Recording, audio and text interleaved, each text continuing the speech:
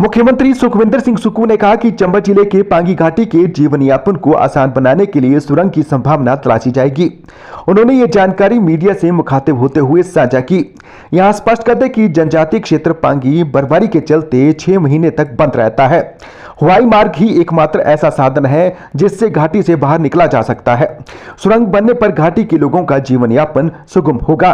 पास के पास अगर टनल की संभावनाओं को ढूंढा जाए तो टनल की संभावनाएं अगर हम ढूंढते हैं तो मेरा मानना है कि हिमाचल प्रदेश के इस पर्यटक में स्थल में सबसे सुंदर स्थल होने के साथ यहाँ पर्यटकों की संख्या भी बढ़ेगी और यहाँ युवाओं को रोजगार भी मिलेगा और हिमाचल सरकार की आमदनी में भी बढ़ेगी। इन सब दृष्टिकोण से पांगी घाटी में हिमाचल दिवस मनाने के पीछे मुख्य उद्देश्य हमारे दूर दराज के क्षेत्रों में रहने वाले लोग पहले तो वहाँ के जीवन यापन को समझने के लिए और वहाँ की समस्याओं को समझने के लिए हमने पहला अपना हिमाचल डे हमारी सरकार बनने के बाद चाइना बॉर्डर के स्पीति में बताया और वहाँ की समस्याओं को समझा। वहाँ उसमें बिजली की समस्या थी तो 2 मेगावाट का सोलर पावर।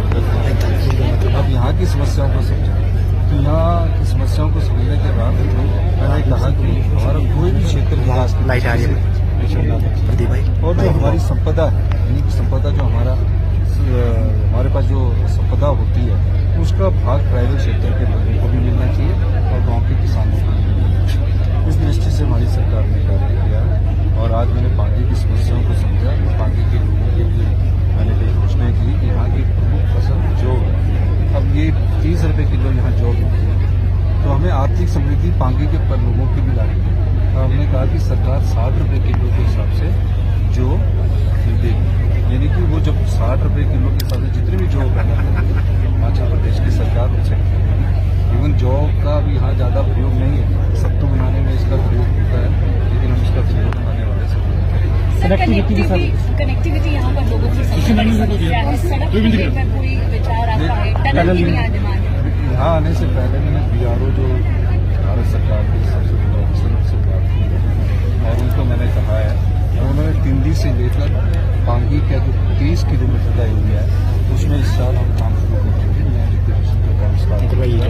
और जो भी सर्वे पहले तो इनकी जो इंटरनल कनेक्टिविटी उसको मजबूत करेंगे और फिर इस रोड को हम चाहेंगे कि इसको BRO भी लें और साज पास के पास अगर टनल की संभावनाओं को ढूंढा जाए तो टनल की संभावनाएं अगर हम ढूंढते हैं तो मेरा मानना है कि हिमाचल प्रदेश के इस पर्यटक में स्थल में सबसे सुंदर स्थल होने के साथ यहाँ पर्यटकों की संख्या भी बढ़ेगी और यहाँ युवाओं को रोजगार भी मिलेगा और हिमाचल सरकार की आमदनी में भी बढ़ेगी।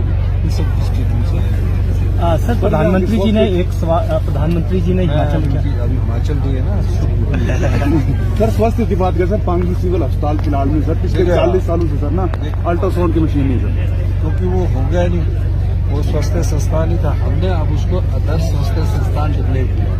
अब उसमें आपकी 24/7 डॉक्टर भी आएंगे और उसमें हमारे ये अल्ट्रासाउंड की मशीन भी आएगी और सब चीजें आएगी। आज डिक्लेयर हुआ महीने में नोटिफिकेशन होगी तब उसके बाद स्टाफ की नियुक्ति होगी। यही मैं आपको कहना चाहता हूँ। और हमने जो यहाँ की जो महिलाएं हैं जो मेहनत करती है उन्हें इंदिरा गांधी प्यारी मेहनत सुख सम्मान निधि के 3 महीने की एडवांस दी। पहले हमने स्पीति में दी, कुपू में दी और अब हमने पांगी में भी दे दी।